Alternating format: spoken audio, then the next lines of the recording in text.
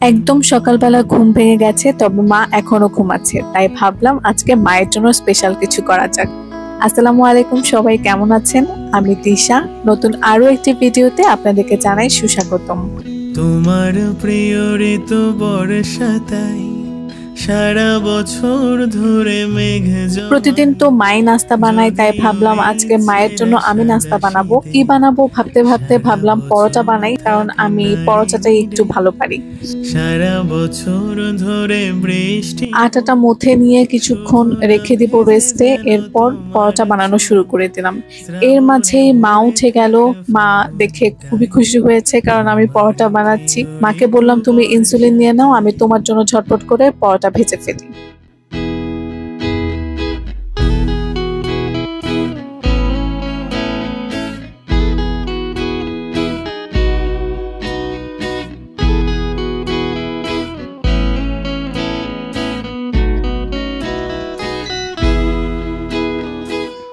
উঠোনে জল থাক ছোলাতে। মাকে মায়ের পরোটা দিয়ে দিলাম, এরপর নিজের জন্য ভেজে নিলাম। আসলে পরোটা বানাতে বানাতে আমার নিজেরই অনেক ক্ষুধা লেগে গেছিল, তাই তাড়াতাড়ি করে আমি আমার পরোটাগুলো ভেজে নিচ্ছিলাম, আর সাথে একটা ডিম পোস্টও করে নিলাম। ঘাসে ঘাসে দিক নুড়ি আর এখন চুলায় গরম পানি বসিয়ে দিচ্ছি রং চা বানানোর জন্য। আপনারা সবাই হয়তো জানেন যে আমি দুই বেলা চা খাই, চা না খেলে আমার ভালো লাগে না। তবে নানান সমস্যার কারণে এখন দুধ চাটা একবেলা খাওয়ার চেষ্টা করছি, আর সকাল বেলাটা রং চা খাওয়ার চেষ্টা করছি। জানি না কতদিন চলতে পারবো এভাবে, তবে চেষ্টা করছি, দেখা যাক কতদিন পারি।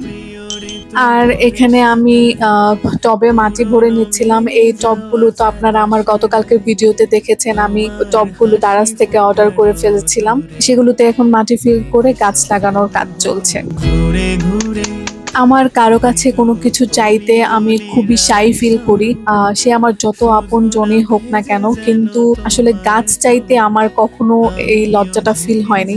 আমি কোনো গাছই এখন পর্যন্ত কিনিনি, এই সবগুলো গাছ আমি কালেক্ট করেছি বিভিন্ন আন্টিদের কাছ থেকে, এবং তারা খুব খুশি মনে আমাকে গাছগুলো গিফট করেছে। আমার কাছে মনে হয় একজনের কাছ থেকে আরেকজনের গাছ চাওয়াটা মোটেও লজ্জার কিছু না, এতে সম্পর্ক আরো ভালো হয়, আরো গভীর হয়।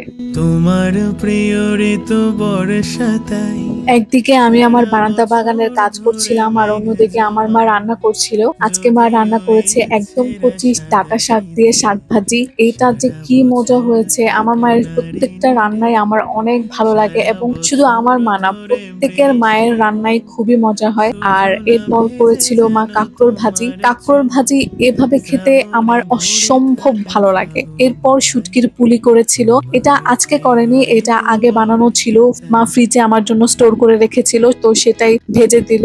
এবং এই শুটকির পুলি আমরা নরসিংদীবাসীর অনেক বেশি মজা করে খাই। আর এরপরে মা করেছিল ঢেঁড়স আলু দিয়ে চিংড়ি মাছ। এটাও আমার খুবই ফেভারিট একটা তরকারি। আমি আসলে ভাত, তারপর বাঙালি যে খাবার, তরি তরকারি, ভাজি, এই জিনিসগুলো আমার খুবই ভালো লাগে। আর আমার না প্রায় সময় এরকম হয় যে দুপুরে ভাত খাওয়ার পর বা যে কোনো সময় আমার প্রচন্ড সুগার ক্রেভিংস হয়। এই জন্য গোধূলি পেজ থেকে আমি 2টা জার কেক অর্ডার করে রেখেছিলাম, যেন আমার যখন ক্রেভিংস হয় আমি যেন খেতে পারি। আর কেকগুলো অসম্ভব মজা ছিল, আমি একটা রিল ভিডিও শেয়ার করেছি, আপনারা হয়তো দেখেছেন।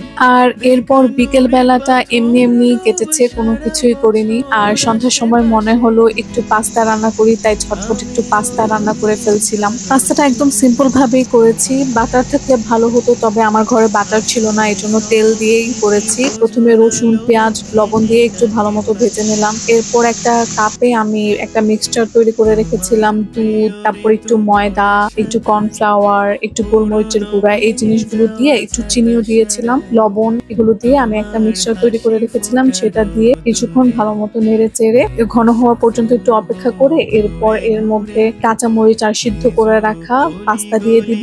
এরপর এর মধ্যে আগে থেকে ভেজে রাখা চিকেন সসেস এবং কিছুটা চিকেনও আমি দিয়ে দিলাম, একটু নেড়ে চেড়ে। এরপর আমি সেদিন মেয়োনিজ বানিয়েছিলাম, মেয়োনিজটা একদম লাস্ট পর্যায়ে দিয়ে ভালো মতো নেড়ে চেড়েই নামিয়ে ফেলবো।